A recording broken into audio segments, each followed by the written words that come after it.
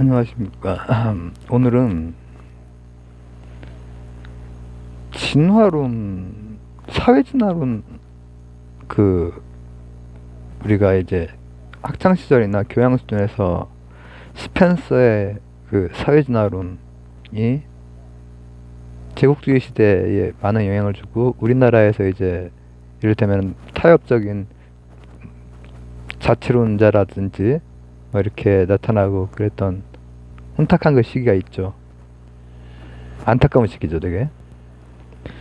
여기에서 완전히 협조한 사람이 있고 싸운 사람이 있고 그다음 이제 그 중간 정도에 되는 사람들이 있는데 여기에 대한 평가가 참 어,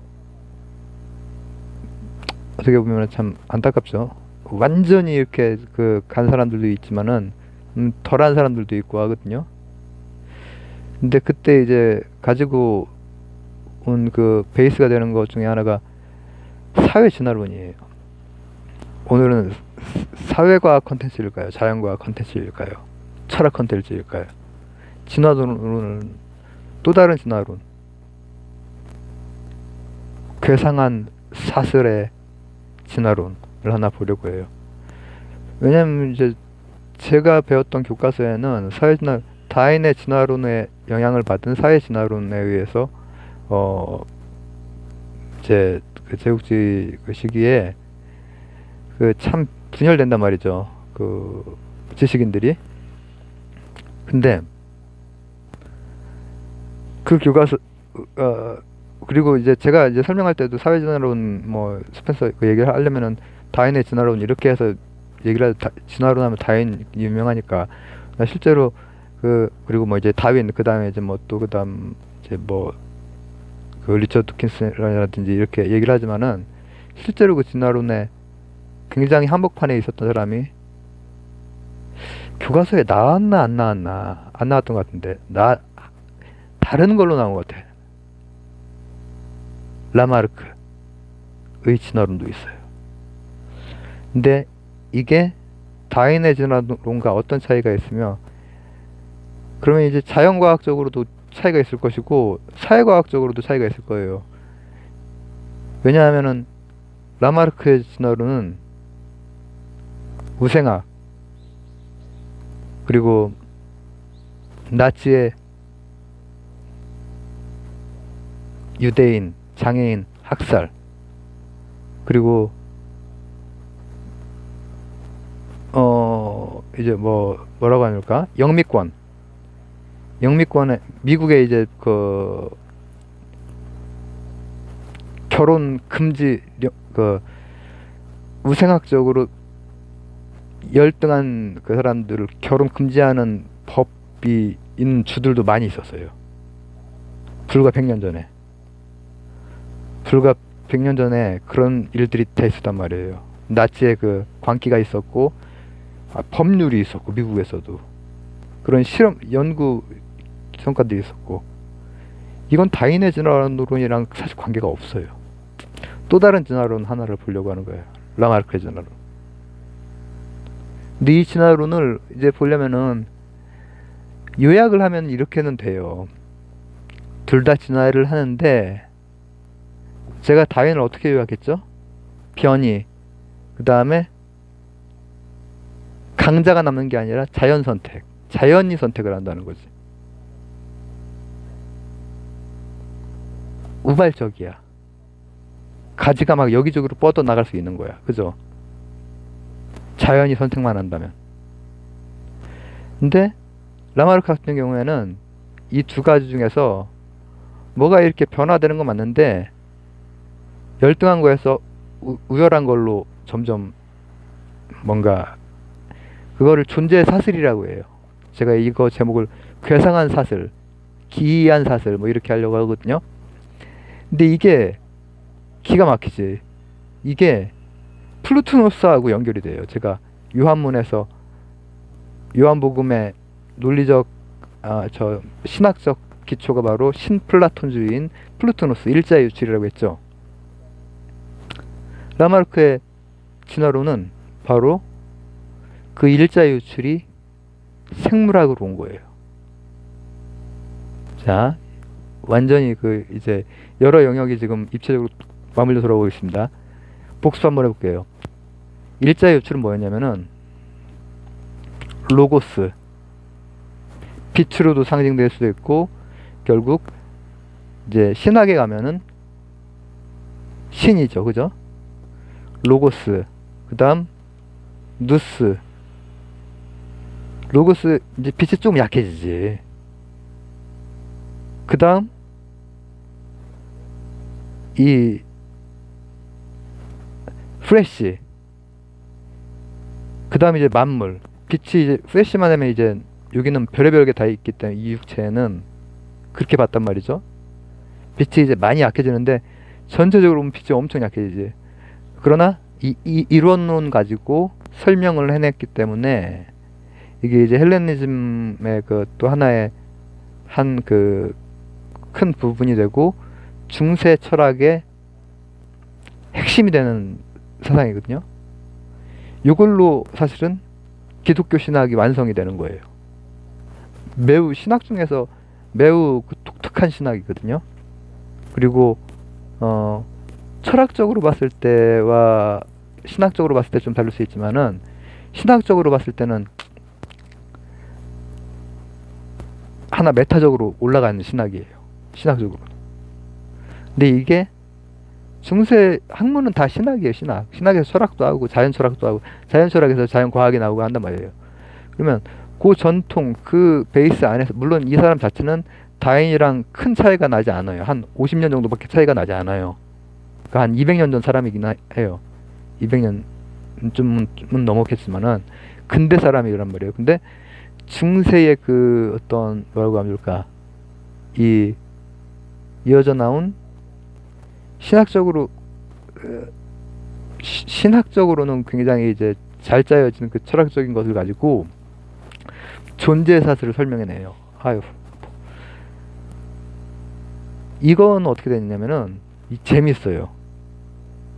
다윈의 진화론은 제가 말했죠. 그냥 변이가 있고 그 변이 중에서 자연에 맞는 게 선택이 되는 거기 때문에 우열의 개념이나 이 개통수가 있다. 개통수는 개통수죠. 하지만 이 갈라지는 것이지 다양하게 갈라지는 것뿐이지 우열 개념으로 나뉘는 건 아니거든요. 근데 우열 개념을 적용한 진화론이 라마르크고, 스펜서의 사회 진화론은 사실은 다윈 게 아니에요. 다윈 게 아니라 라마르크 거예요. 왜 그걸 그렇게 했을까?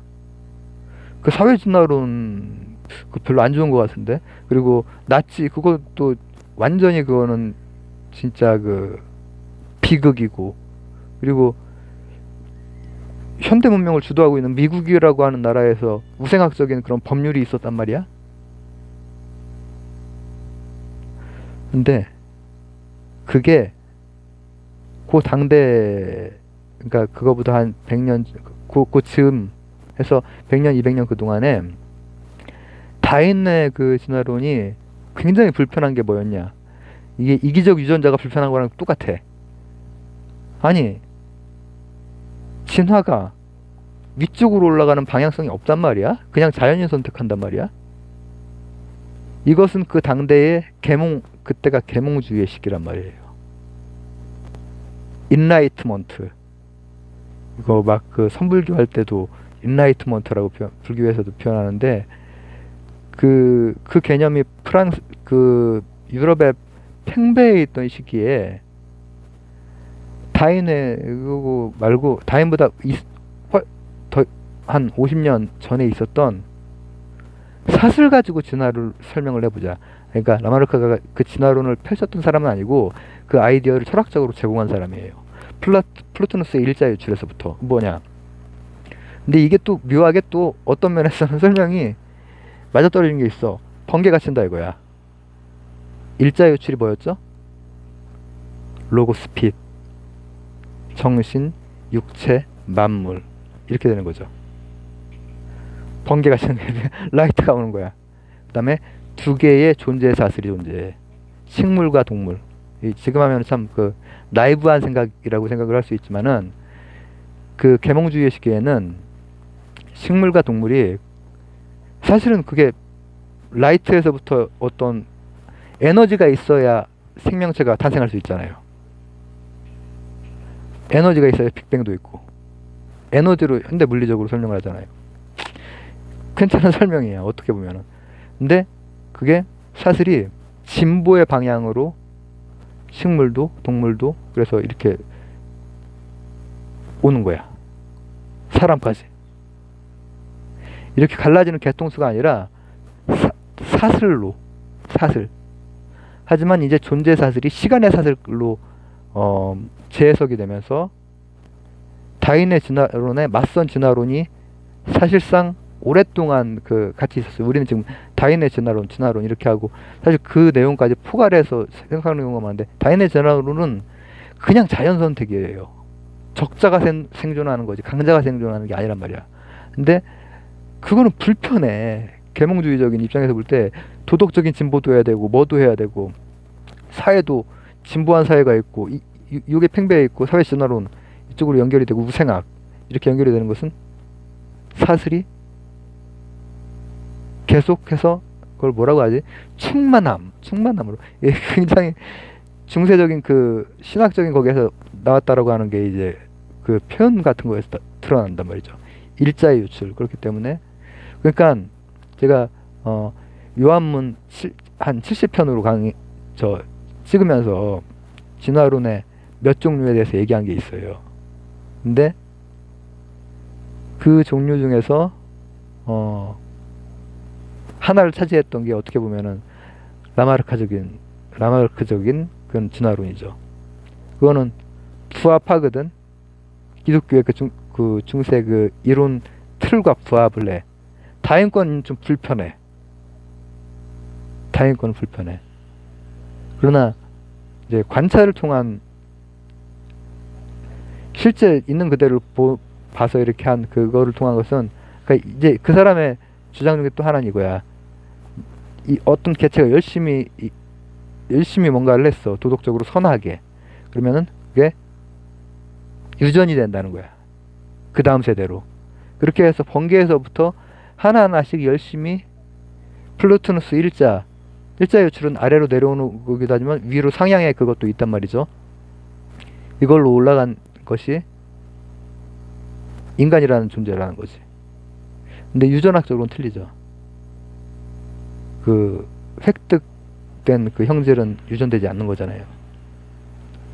그래서 우리가 진화론 하면 보통 다윈의 진화론을 생각을 하고 거기에서 영향을 받은 스펜서 사회진화론, 사회를 설명하는 그리고 나치 그리고 우생학이라고 하는 것이 다 이게 100년 전의 일이에요. 현대사로 바꿀 수 있는 일이란 말이죠. 근데 그게 사실은 다윈 계열이 아니라 다른 계열이다. 그리고 그 다른 계열은 사실은 신플라톤주의를 받아들이는 계열이야. 신플라톤주의.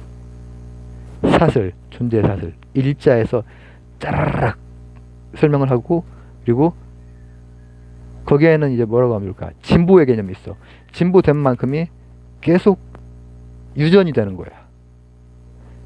현대과학과는 다른 설명이지만 그 틀로 하는 진화론도 있었다라는 것. 이런 얘기를 한번 나눠봅니다. 감사합니다.